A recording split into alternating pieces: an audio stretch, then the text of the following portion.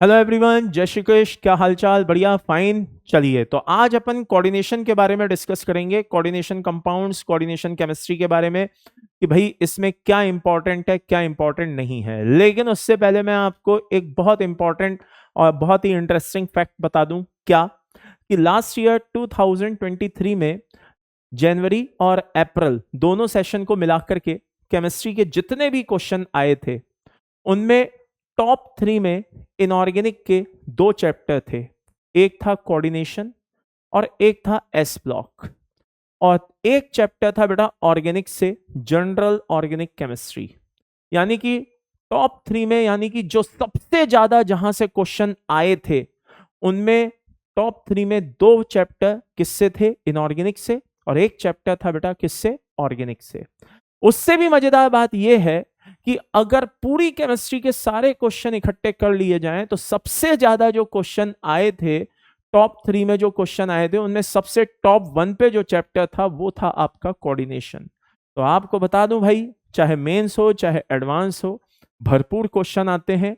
आप अगर इन टॉपिक्स को अच्छे से पढ़ के जाएंगे जो मैं बता रहा हूं, तो नो डाउट इन इट आपके सिलेक्शन में, आपके रैंक में, परसेंटाइल में ये बूस्ट का काम करेंगे, बूस्ट करने का काम करेंगे। ये बात ध्यान रखिएगा। चलिए, तो आइए सबसे पहले एनालिसिस करते हैं, क्या पढ़ना है क्या नहीं पढ़ना है, और देखना है कि सिलेबस में है क्या। ये सबसे इंपॉर्टेंट है। तो भाई सिलेबस में कोऑर्डिनेशन कंपाउंड का इंट्रोडक्शन है, वर्नर्स थ्योरी है, लिगैंड है, कोऑर्डिनेशन नंबर है, नॉमेनक्लेचर है, आइसोमेरिज्म है, सीएफटी है, वीबीटी है, कलर है कंपाउंड्स का, और बायोलॉजिकल इंपॉर्टेंस है, क्वालिटेटिव इंपॉर्टेंस है। ये हमारा सिलेबस है। नेक्स्ट पॉइंट पे आता है सीक्वेंस क्या होना चाहिए। देखिए, सबसे पहले आपको इंट्रोडक्शन पढ़ना है कॉम्प्लेक्स कंपाउंड का। इसमें आप बोलेंगे क्या पढ़ना है, तो भाई आपको पता होना चाहिए कॉम्प्लेक्स कंपाउंड होते क्या है, उसका प्रेजेंटेशन आपको पता होना चाहिए। कोऑर्डिनेशन स्फीयर, काउंटर आयन, आयनिक स्फीयर, ये सब क्या होता है। सीएमए क्या होता है बोले तो सेंट्रल मेटल एटम। लिगैंड क्या होता है, ये सब पता होना चाहिए। परफेक्ट कॉम्प्लेक्स, इम्परफेक्ट कॉम्प्लेक्स क्या होते हैं, ये सब आपको पता होना चाहिए। ये सब इंट्रोडक्शन में आता है। देन उसके बाद बात आती है लिगेंड्स की। लिगेंड्स में आपको पता होना चाहिए चार्ज के बेसिस पर, डेंसिटी के बेसिस पर, इलेक्ट्रॉन लेने देने के बेसिस पर, रिंग बनाने के बेसिस पर, किस किस बेसिस पर कैसे कैसे लिगेंड्स होते हैं, उनके क्या टाइप होते हैं, ये सब आपको क्लियर होना चाहिए।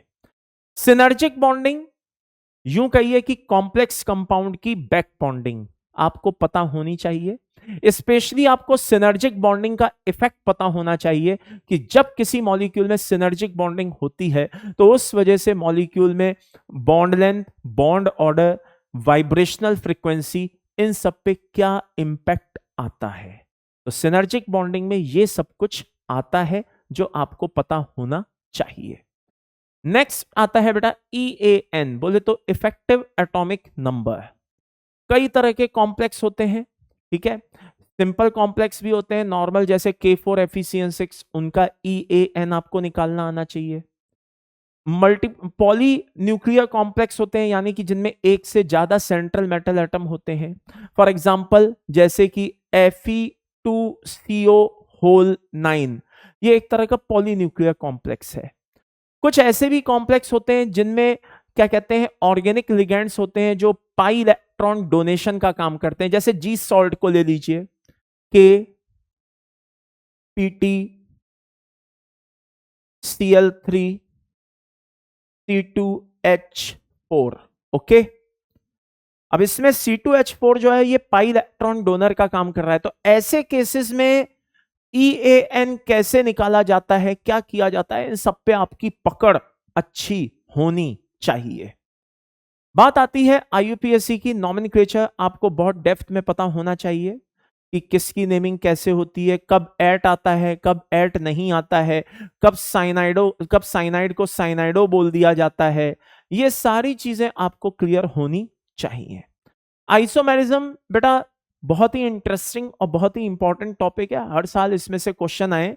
यू मान करके चलिए कि कुछ टॉपिक तो ऐसे हैं जिनमें से कंफर्म है, मान करके चलिए कि कंफर्म है कि क्वेश्चन आना ही आना है, और वो है IUPAC, आइसोमेरिज्म और अपना CFT। ये इंपॉर्टेंट है, मान लो कि इसमें से क्वेश्चन आना ही आना है, ठीक है ना। मान लो 2 मिनट के लिए कि अगर टाइम कम है, जस्ट इमेजिन, और पेपर बस घंटे 2 घंटे बाद है, अब समझ में नहीं आ रहा क्या पढ़ के जाऊं, तो भाई कोऑर्डिनेशन में से इन 3 टॉपिक्स को पढ़ के चले जाना।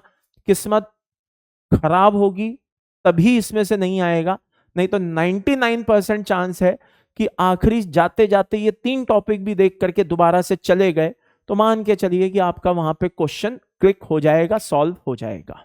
चलिए, तो आइसोमेरिज्म हो गया। देन उसके बाद क्या कहते हैं, वर्नर्स थ्योरी आपको पढ़नी चाहिए, जिसमें आपको थोड़ा सा नॉलेज मिलती है कि प्राइमरी वैलेंसी, सेकेंडरी वैलेंसी क्या होती है, आयनिक मोबिलिटी कैसे देखी जाती है।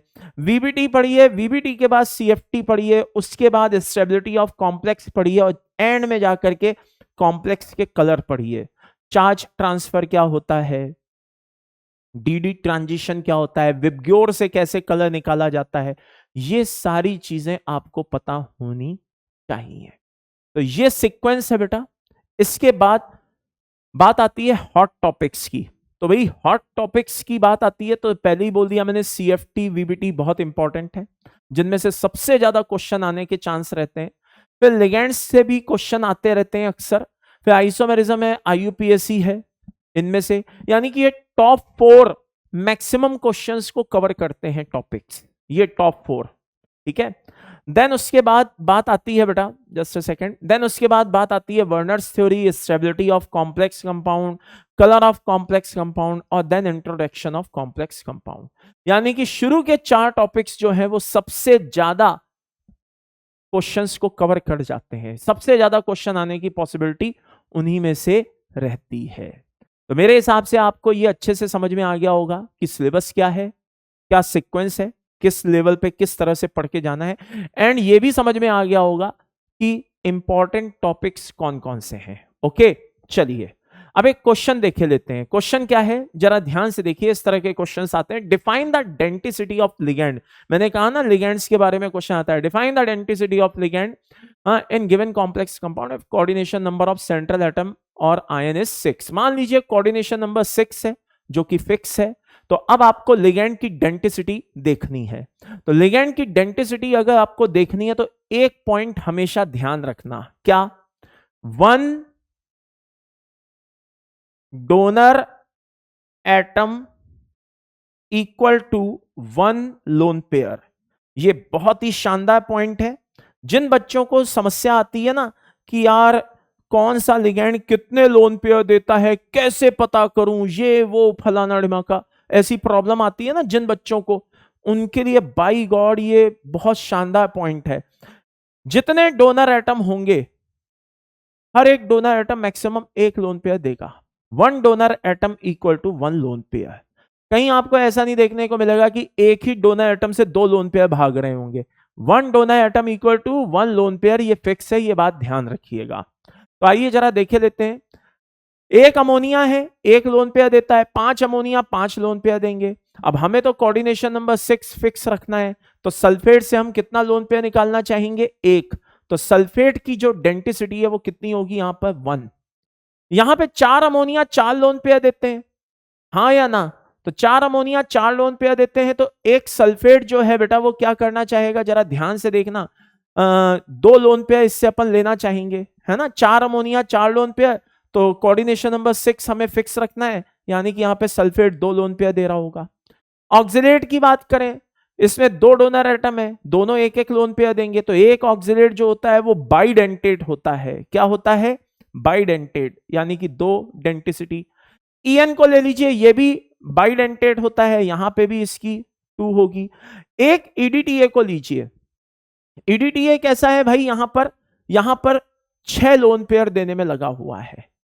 कोऑर्डिनेशन नंबर 6 फिक्स, और लिगेंड कितना है, 1, यानी कि वो अकेले ही 6 लोन पेयर दे रहा है, तो इसकी डेंटिसिटी कितनी होगी, 6। तो मेरे हिसाब से ये क्वेश्चन आपको आ गया होगा अच्छे से समझ में। तो ये पॉइंट्स जो बेटा मैंने आपको बताए हैं, इनको अच्छे से देख के जाइएगा, बहुत काम आने वाले हैं, ठीक है। तो ऑल द बेस्ट, तैयारी करते रहिए, हिम्मत बनाए रखिए, take care, bye bye, love you all.